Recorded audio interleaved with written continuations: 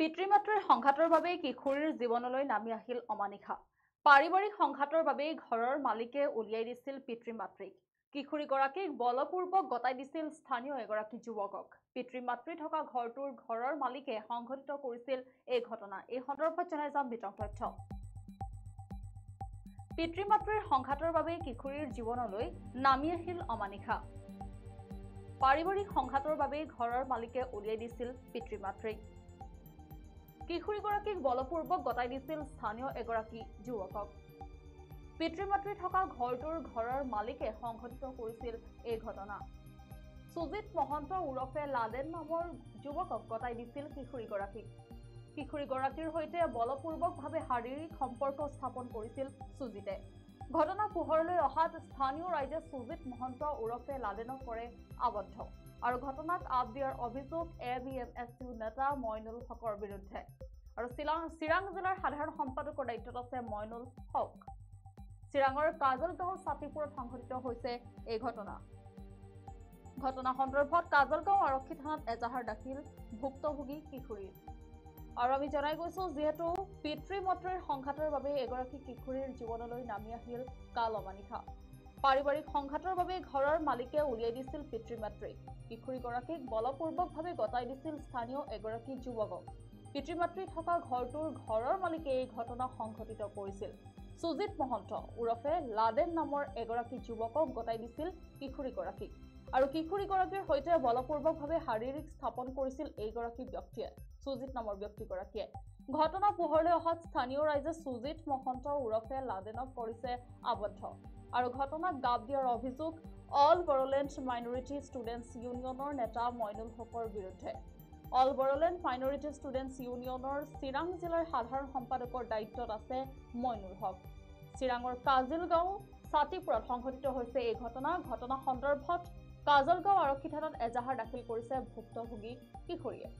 আৰু আমি জনাই গৈছো, যিহেতু চিৰাঙৰ কাজলগাঁওস্থিত ছাতিপুৰ গাঁৱত পাৰিবাৰিক সংঘাতৰ বাবেই আচলতে এগৰাকী কিশোৰীৰ জীৱনলৈ নামি আহিল কাল অমানিশা। পিতৃ মাতৃৰ সংঘাতৰ পৰিণতিত জীৱনৰ সৰ্বোচ্চ যেন হেৰুৱাব লগা হ'ল এগৰাকী কিশোৰীয়ে। আৰু এই ঘটনা সংঘটিত হৈছে চিৰাং জিলাৰ কাজলগাঁৱৰ ছাতিপুৰ গাঁৱত।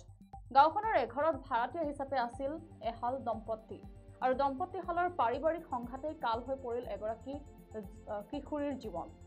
কিশোৰীগৰাকীৰ জীৱনলৈ যেন নামি আহিছে ঘোৰ অমানিশা। অভিভাৱকবিহীন কিশোৰীগৰাকীক বলপূৰ্বকভাৱে ঘৰৰ মালিকে গাঁওখনৰে এজন যুৱকৰ হাতত গতাই দিছিল আৰু কিশোৰীগৰাকীয়ে ঘৰৰ মালিকৰ হেঁচাত যুৱক সুজিত মহন্ত ওৰফে লাডেনৰ লগত যাবলৈ বাধ্য হৈছিল। আৰু যিহেতুকে পিতৃ মাতৃ থকা ঘৰটোৰ ঘৰৰ মালিকে এই ঘটনা সংঘটিত কৰিছিল আৰু প্ৰেমৰ চালনাৰে যুৱকজনে গাঁওখনৰে খান উপাধিৰ এজন লোকৰ ঘৰত আশ্ৰয় গ্ৰহণ কৰি শাৰীৰিক সম্পৰ্ক স্থাপন কৰিছিল কিশোৰীগৰাকীয়ে। আৰু পৰৱৰ্তী সময়ত আচলতে এই ঘটনা ৰাইজৰ কাণত পৰাৰ পিছতে একাংশ লোকে যুৱকজনক আবদ্ধ কৰি ৰাখিছে যদিও ছাত্ৰ সংগঠনক ABMSUৰ চিৰাং জিলাৰ সাধাৰণ সম্পাদক মইনুল হক উক্ত ঘটনাৰ বিচাৰ কৰি দিয়াৰ নামত সমগ্ৰ ঘটনা গাপ দিয়াৰ চেষ্টা চলোৱা বুলি অভিযোগ উত্থাপন হৈছে। মোৰ ছোৱালীক দংশন কৰিছে। মোৰ গাঁৱৰ এটা ল'ৰা লাডেন বুলি কওঁ, তাই কৰিছে। তাৰপিছত ছাতিপুৰ লৈ গৈছিল। এইটো ছাতিপুৰত কৰিছে। ছাতিপুৰ এইটো ঘৰত লৈ গৈছে, খান বুলি কওঁ আমি। খানৰ নুৰ ইছলাম খানৰ ঘৰত লৈ গৈছে।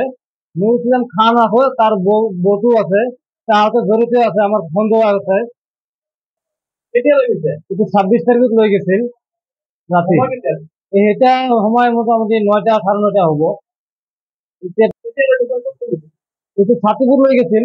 এইটো খানৰ ঘৰত খান বুলি কৈছে, আমি কওঁ। এইটো ৰেপ কৰিছে, লৈ গৈছে, কৈছে মোক কৈছে, ছোৱালীটোক কৈছে যে তাৰতে লৈ গৈছে শান্তি হ'ব, সুখ শান্তি হ'ব। আমাৰ ঘৰ মালিকটো কৈছে যাতে মোৰ শ্বশুৰ শাশুড়ি ঝগড়া হৈছিল ঘৰত। ঝগড়াৰ পিছত আমাৰ শাশুড়িটো ভয় খোৱাৰ পিছত ফাগত দিছিল। তো মোৰ শ্বশুৰ শাশুড়ি বা ক'ত বা গেছে, যাই কিনে ঘৰৰ মালিকক সুধিছে যে চাচি মোৰ দেউতা ক'ত গেছে। ছোৱালীটোক কৈছে নাজানো, তোৰ মাতা দিল্লি গেছে, তোৰ বাবাটা ক'ত বা গেছে। ল'ৰাটো গেছে, যাওয়াৰ পিছত লাডন বুলি কওঁ মই। এই ল'ৰাটোৰ হাতত মানে সব আমাৰ ঘৰ মালিকটো পঞ্চাই দিছে, যা টেনশ্যন কৰিব নালাগে, মই আছো, তো কি হ'ব না হ'ব মই টেনশ্যন কৰিম। আমি এনেকুৱা গাঁৱত দেখোঁ বেহাৰিব বুলি কওঁ। এই মানুহটো মানে আমাৰ মনত সন্দেহ আছে, এও জড়িত আছে। তাতে লৈ যাৰ পিছত ধৰ্ষণ কৰিল।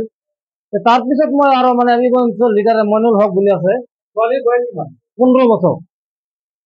মইনুল হক অঞ্চল লিডাৰ, তাক মই বিচাৰটো জানাইছো। তাক কৈ কৈছে টেনচন কৰিব নালাগে। এই মইনুলক মই কৈছে, মইনুলক কৈ যে টেনচন কৰিব নালাগে, ছোৱালীটো তুই লৈ যা, ৰাতি তাতে ৰাখ, কালি আমি তোক ন্যায় দিম।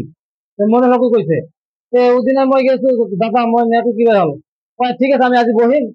বহা নাই, বহাৰ পিছতে কাউন্সিলক তাৰপিছত ৰাতি মোক যাই কিনি এই টেবলেটটো মোক লৈ দিছে।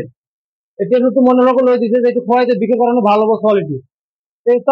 পিছত কালি যাবি 5টাতে তাতে আমরা বহিম। তাতে 5টাতে গেছো, মইনুলকো নাই, কেউ একো আমানো অহা নাই। তাৰপিছত মই মোৰ সন্দেহ লাগিছে ইয়াতে জড়িত আছে মইনুল হক, পয়সা লৈ কিনি মানে মিটমাট কৰি দিছে। এই কারণে মই আজি আর থানাত যাই কিনি এজাহার লিখে আইছি। মই অনুরোধ করছি, তাই মই ই করে দিব, ন্যায় দিব, মই এইটো অনুরোধ করে আছি। মইনুলকে কেনেকৈ গম পালে যে মইনুলকে মোক আজি 4 দিনৰ পৰা ঘুমাই আছে, এই কাৰণে মই ডাউট লাগছে। ডাউটৰ কাৰণে মই কৈ আছো মইনুলকে মইনুল হকৰ লগত আগতো আছিল, মইনুল হকৰ লগতে মোক দি দিছে, পঞ্চায়ত দিছে যে এইটো আজি মোক আজি ৰাতি ৰাখিবি, কালি আমি বিচাৰটো কৰিম, বিচাৰটো কৰি তাক মই ন্যায় দিম। ন্যায় দেওয়া নাই, সেই কাৰণে আজি 3 দিন পৰা ঘুমাই আছো। তাৰপিছত এইটো খাওয়াৰ পিছত মইনুল লগতে আজিৰ পৰা খবৰ নাই, ক'ত বা গেছে ক'বা না পাৰো। তাকে ফোন মাৰিলে ফোনো নালাগে। উপায় নাপাই মই এখানে থানা দিছো। জানাইছো যে মোক ন্যায় দিব। তাতে মই থানায় যাওয়ার পিছত থানা কেস করে আইছো আজি। এইটো মই এইখিনি মই ক'ব পাৰো, আৰ বেশি ক'ব নাপাৰো। ছোৱালীটো কালি থানাতে ৰাখি দিছে, কালি দিব। ছোৱালীটো আজি থানাতে আছে, মেডিকেল করছে, তাতে অলপমান বাদ আছে, এইটো দেওয়া নাই। এইটো আমাক কালি 10টাতে দিব। 15 আছিল। ছোৱালীটো অলপ অসুস্থ নিচিনা আছে, কিন্তু ওষুধ খুৱাইছে, ইমান পাৱাৰী ওষুধটো খাওয়া ল'ব নাছিল। কিন্তু ছোৱালীটো মাথা ঘুমাই বিলাক আৰু কৈছিল টেবলেটটো খাওয়ার পিছত। এই কারণে মই সন্দেহ করছো মইনুলকে কিবা পয়সা খাই কিনি আমার লগত এনেকা গাদ্দারি করিল। আপনার নাম? মোর নাম আইনাল হক, হাতিপুর। মোর শালি লাগে। মই ন্যায় চাই আছো। মোৰ শালিক ধৰ্ষণ কৰিছে।